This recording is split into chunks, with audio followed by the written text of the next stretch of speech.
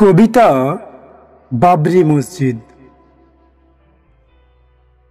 6ই December 1992। আজও মনে পড়ে সেই রক্তাক্ত কালো দিন। উগ্র করসেবকদের হাতে বাবরি মসজিদ হয়েছিল শহীদ।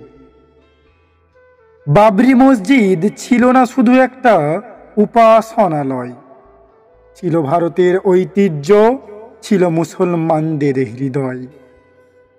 সেই মসজিদ ভেঙে হলো রাম মন্দির, সুপ্রিম কোর্টের রায়ে চূর্ণ হলো ভারতের ধর্মনিরপেক্ষতার প্রাচীর।